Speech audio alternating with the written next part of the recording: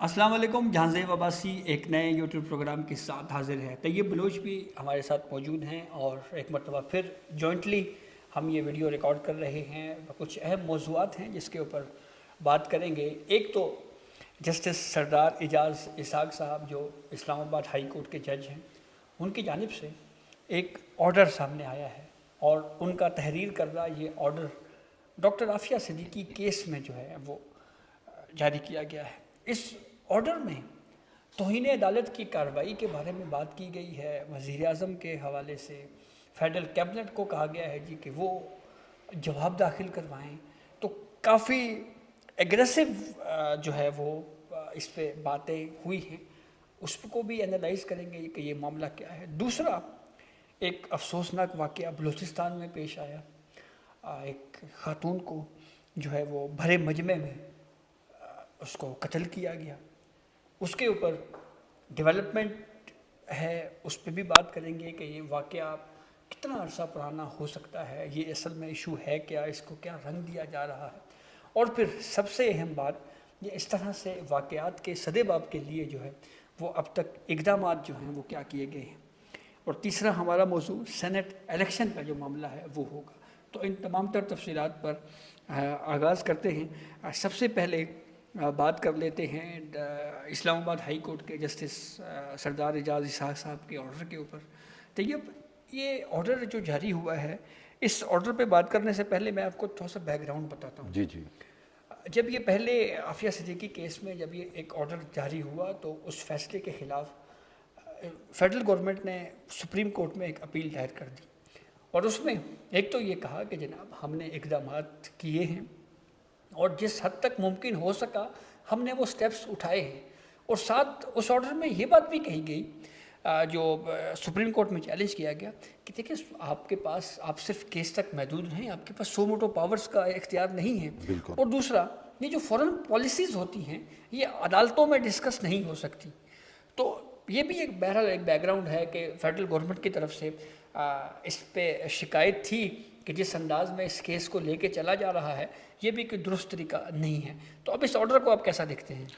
دیکھیں، یہ جو آرڈر جسٹس سردار اعجاز اسحاق صاحب کی جانب سے آیا ہے، یہ آرڈر کم اور جو ہے ذاتی آپ سمجھ لیں جذبات فیلنگز وہ زیادہ نظر آتی ہیں. اور بیسیکلی انہوں نے جو ہے اپنا غم و غصہ کا اظہار کیا ہے، ایک قسم کا جذبات میں بہہ گئے. اب آرڈر کی 3 صفحات کا یہ جو آرڈر ہے، اگر ہم اس کی ورڈنگ دیکھیں پڑھیں تو ہمیں اس میں متعدد گرامیٹیکل مسٹیکس نظر آتی ہیں. ہمیں اس میں جج جو ہے وہ کہتے ہیں نا کہ اپنے جذبات اس کے نہیں ہوتے، لیکن اس میں سارے جذبات نظر آ رہے ہیں، فیلنگز نظر آ رہی ہیں وفاقی حکومت کے خلاف اور وہ سارا کچھ. تو انہوں نے ایک قسم کی چارج شیٹ بنائی ہے بیسیکلی وزیر اعظم شہباز شریف کے خلاف اور وفاقی حکومت کے خلاف، جو کہ بنتی ہی نہیں ہے ان کے خلاف، اور وہ براہ راست اس میں جو ہے وہ آتے ہی نہیں ہیں. اور ساتھ ہی مجھے اس چیز کی بھی سمجھ نہیں آتی کہ بھئی آپ کے پاس کوئی پٹیشن آتی ہے تو آپ فیصلہ کرتے ہیں نا، لیکن ساتھ ہی انہوں نے کہہ دیا اپنے ہی آفس کو کہ آپ اس حوالے سے پٹیشن دائر کریں اور پھر جو ہے ہم توہین عدالت کی کارروائی کریں گے وزیر اعظم کے خلاف اور کابینہ کے خلاف. ٹھیک ہے، اب مجھے سمجھ نہیں آ رہی کہ کیا میں نے دیکھا ہے کہ کیا کبھی کسی جج کا وزیر وہ جو آفس ہے، جج کا وزیر آفس ہے یا اس کے جو کلریکل سٹاف ہے، کیا کبھی وہ بھی کوئی پٹیشن دائر کرتے ہیں؟ خود ہی منصف، خود ہی درخواست ڈلواؤ اور اپنے مقاصد جو ہیں وہ پورے کریں. اور اس کے مقاصد وجہ کیا ہے؟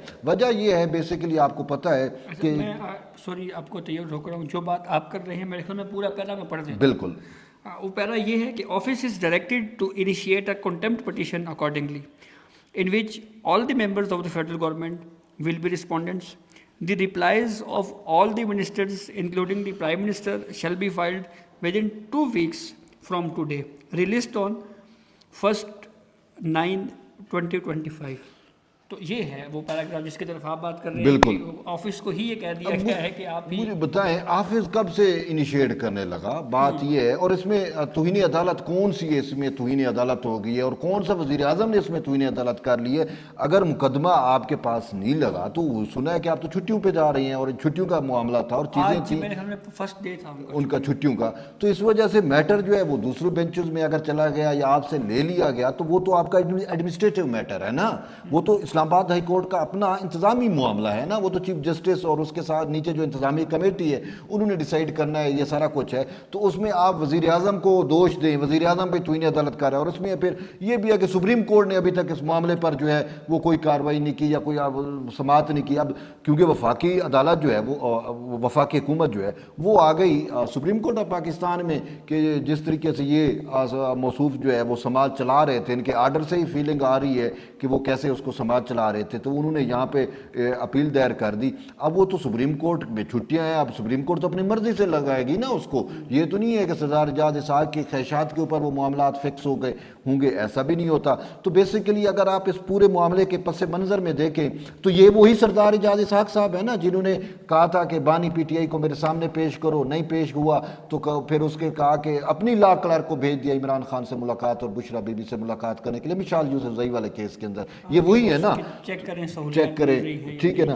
تو یہ وہی جج ہیں، تو ان کو وہ 26ویں ترمیم سے بھی مسئلہ ہوا، ٹھیک ہے، اسی وجہ سے اس کو بھی ہدف تنقید بنا رہے ہیں، اور پھر ان سے وہ جو ابھی حالانکہ 26ویں ترمیم پینڈنگ بھی ہے، پینڈنگ بھی ہے، ٹھیک ہے، اور پھر اس کے ساتھ ساتھ انہوں نے جو ہے وہ پہلے بھی کہیں پہ انہوں نے 26ویں ترمیم پہ کمنٹ بھی کیے تھے، یہ تھے یعنی کہ دوسرے دوست محسن اختر کیانی صاحب تھے، ٹھیک ہے، کسی بار کے ایونٹ میں۔ اچھا، پھر اس کے ساتھ ساتھ جو ہے اب ان سے یہ ہے کہ یہ چیف جسٹس باہر سے کیوں ہے، پٹیشنر اس میں بنے۔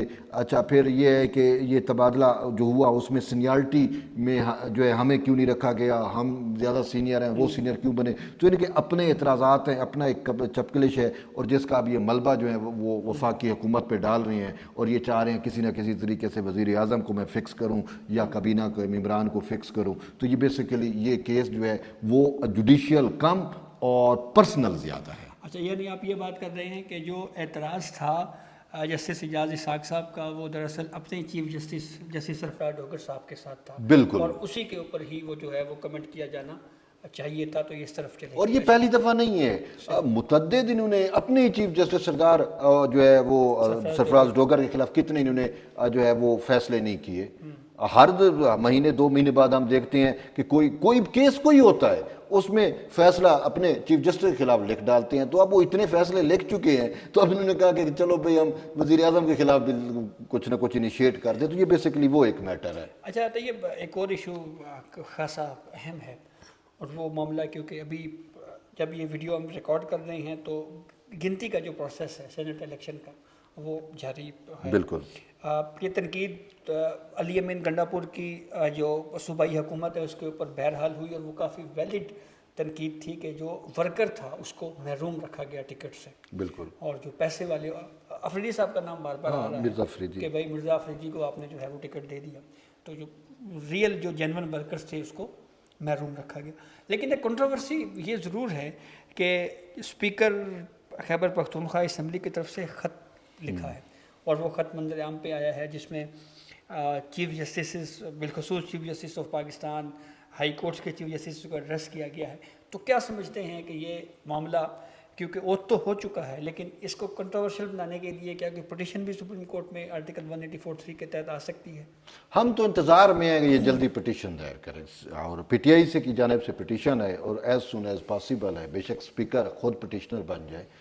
پہلے بھی جو ہے وہ ایک میٹر میں اسپیکر کے پی کے جو ہے وہ پٹیشنر بنے رہے ہیں، یاد ہوگا آپ کو الیکشن والے میٹر پہ، تو ہم تو کہتے ہیں یہ پٹیشن جلدی لے کے آئیں، اور مجھے لگتا ہے کہ یہ ان کے گلے پڑ جائے گی، کیونکہ ہم جب دیکھتے ہیں کہ رانگ ڈوئنگز کس سائڈ سے ہوئی ہے، ٹھیک ہے، تو رانگ ڈوئنگز جو ہے وہ تو تحریک انصاف کی جانب سے اور انہی کی اپنی جانب سے خود اسپیکر کی جانب سے ہوئی ہیں۔ اسپیکر نے جو ہے وہ کانسٹیٹیوشنل کورٹ کے فیصلے کو بھی جو ہے وہ اہمیت نہیں دی، الیکشن کمیشن کی کے جو آرڈر تھے اور الیکشن کمیشن کے جو خطوط تھے وہ بھی نہیں کیا کہ الیکٹورل کالج پورا کرنا ہے، یہ 30 مخصوص نشستیں. اب دیکھیں اسپیکر جو ہوتا ہے نا وہ کسٹوڈین ہوتا ہے، ٹھیک ہے، اور جب وہ اسپیکر ہے تو اس کی نظر میں چاہے وہ پی ٹی آئی کا ممبر ہے، چاہے وہ جے یو آئی کا ممبر ہے، چاہے وہ پی پی کا ہے، چاہے وہ نون کا ہے، چاہے وہ کسی بھی جماعت سے ہے، وہ اس کا کسٹوڈین ہے، ان سب کا کسٹوڈین ہے، جو بھائی لاب بات ہے، جو بھائی کانسٹیٹیوشن ہے. لیکن اس نے کیا کیا، انہوں نے کہا کہ جی کچھ بھی کر لیں ان 30 سے تو میں حلف نہیں لیتا. اب براہ راست اس نے انکار نہیں کیا، لیکن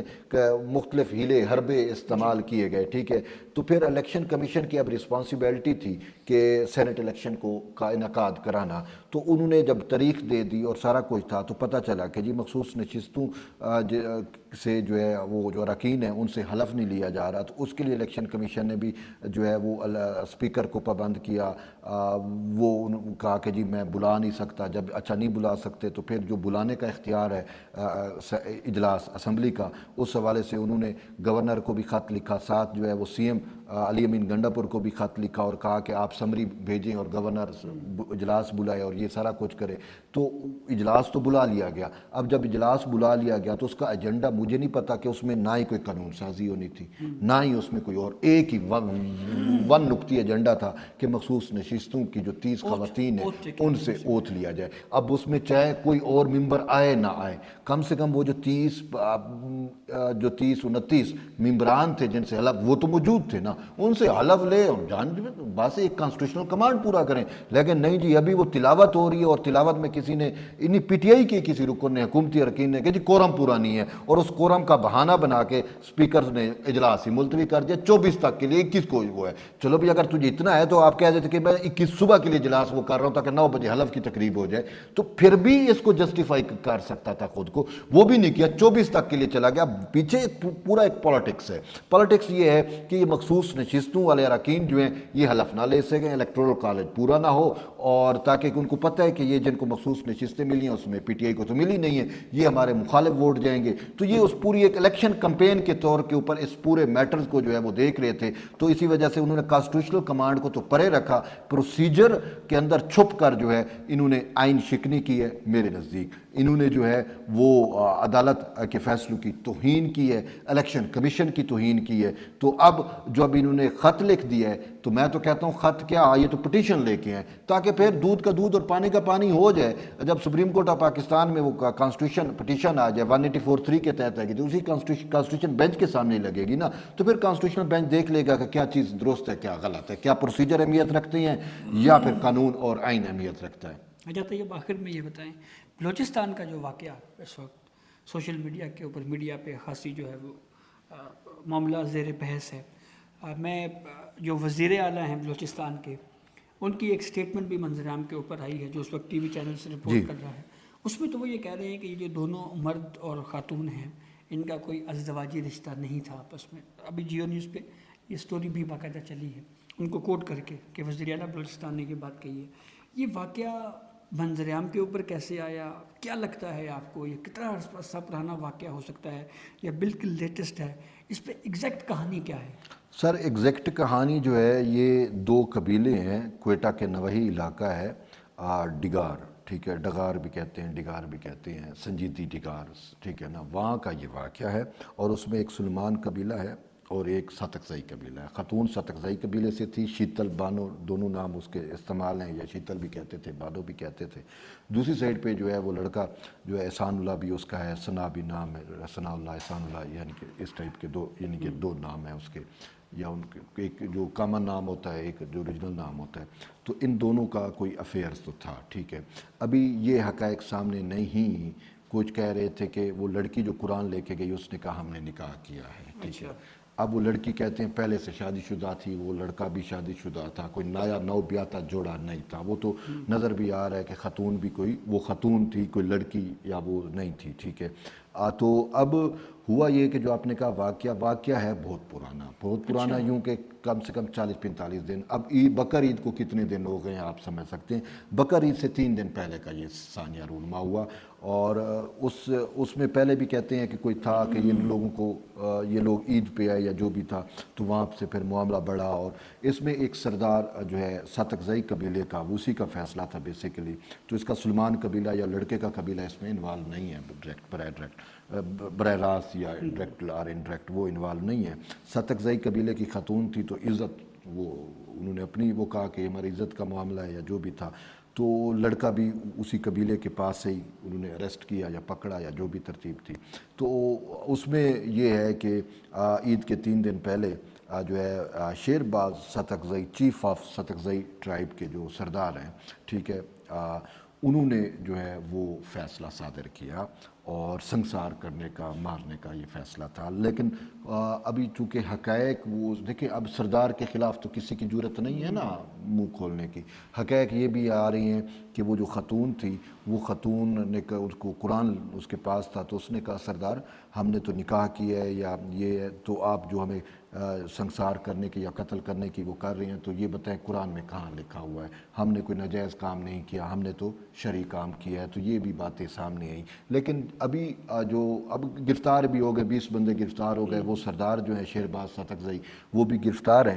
لیکن جو ہے وہ جو اپنا سرفراز اپنا کیا نام بگٹی صاحب نے انہوں نے جو وہ پریس کانفرنس کی آج اس ثانیے پہ واقعے پہ, تو اس کی پریس کانفرنس سے یہ چیز انہوں نے یہ چیز کہا کہ میں بلیمنگ وکٹم نہیں یا وکٹمز کو بلیم نہیں کرنا چاہ رہا, لیکن یہ جو ہے ان کا یہ شادی شدہ نہیں تھے, ان کی آپس میں شادی نہیں تھی.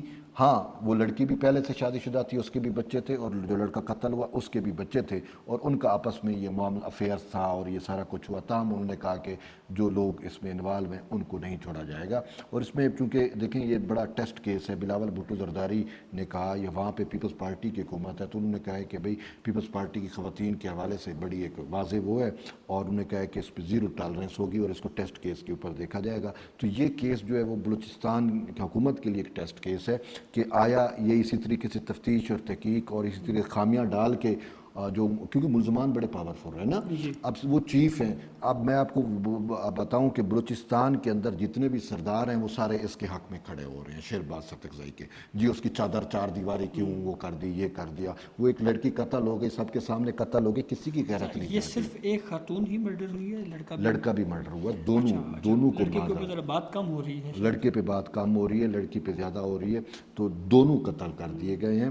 اور جس اندوناک واقع, اور آپ کو پتہ ہے سپریم کورٹ آف پاکستان کی اپنی ججمنٹ ہے جرگو کے فیصلے کے خلاف, غیرت کے نام پر قتل, قانونی حیثیت نہیں ہے. یہ جو ورڈ یوز ہوتا ہے نا Tayyab, killing in the name of honour, اس پہ مجھے یاد پڑتا ہے قاضی فائز عیسیٰ صاحب جب چیف جسٹس تھے تو انہوں نے ایک ججمنٹ دیا تھا, اور اس پہ انہوں نے یہ کہا تھا کہ یہ جو اصطلاح جو ٹرم یوز ہوتی ہے یہ ٹرم ہی غلط ہے, کہ killing in the name of honour جو ہے یہ ورڈ جو ہے, یعنی کسی کو غیرت کے اوپر, نام کے اوپر قتل کرنا جو ہے, یہ لفظ ہی درست نہیں ہے, اس کو استعمال ہی نہیں ہونا چاہیے. بالکل. وہیں پہ میرے خیال میں گفتگو کافی طویل ہو گئی ہے. جو وزیر اعلیٰ بلوچستان نے جو اسٹیٹمنٹ دیا ہے شاید یہ بھی قبل از وقت تھا, قبل از وقت تھا, شاید کیس کو کمزور کرنے کی بھی کوشش ہو ان کو. شاید اس طرح کی میں کہہ رہا ہوں ان پہ بہت دباؤ ہے, سارے سردار تمندار اکٹھے ہیں. آپ کو پتہ ہے بلوچستان میں انفارچونیٹلی میں یہ کہنے میں حق بجانب ہوں کہ بلوچ سماج کے اندر ایک کول دے کے بلوچ جو ہے وہ اپنے آپ کی گردن اتروا دے, کول سے نہیں مکرتے تھے. یہ سردار جو گرفتار ہوا ہے اس نے پہلے کول میں کچھ اور کہا, پھر مکرا, پھر مکر گیا, پھر کہا کہ نہیں پہلے ان کو کہا جلا وطن کر دو. اب جلا وطن ٹھیک ہے, کوئی مسئلہ نہیں ہے, یعنی علاقہ چھوڑ جائیں, قبیلہ بدر کر دو, علاقہ چھوڑ دو, وہ ایک الگ بات تھی. لیکن بعد میں جب لڑکی نے کہا کہ تو قرآن لے کے آیا, اس کو کہا کہ آپ یہ جو سزا دے رہے ہیں یہ کہاں پہ لکھی ہوئی ہے, تو اس کو غصہ آ گیا, اس نے کہا اس کو مار دو. ٹھیک ہے نا. تو اب بات یہ ہے کہ پورے بلوچستان کے سردار اکٹھے ہو رہے ہیں, اور پورا بلوچ سماج جو ہے وہ اپنی پستی کی انتہا کو پہنچا ہوا ہے, اور سارے سردار جو ہیں اس کے لیے کھڑے ہو گئے ہیں. بڑا پریشر ہے بلوچستان میں. آپ ایک ایک سردار کی کہانی اٹھا کے دیکھ لیں, غریبوں, ندار, یتیموں, خواتینوں کی زمینوں کے اوپر قبضے جو ہے انہوں نے جما کے رکھے ہوئے ہیں. اور وہاں پہ جو سردار ہوتا ہے وہ مائی باپ سمجھا جاتا ہے, اس کو ماں اور باپ سے بھی زیادہ وہاں کے لوگ اہمیت دیتے ہیں, اور یہ اس کا ناجائز فائدہ اٹھا کے یہ سارا کچھ کرتے ہیں. یہ پھر انہیں سرداروں کو ہی پھر ہمارے جو پالیٹکس میں لایا جاتا ہے. بالکل. مسائل آپ کو پتہ ہے, پھر یہ بڑی لمبی اس کی ہسٹری ہے. بہرحال تو یہ اب تک کی اپڈیٹ تھی جس سے ہم نے آپ کو آگاہ کیا. اپنے فیڈ بیک سے ضرور آگاہ کیجیے گا. اجازت دیجیے, اللہ حافظ.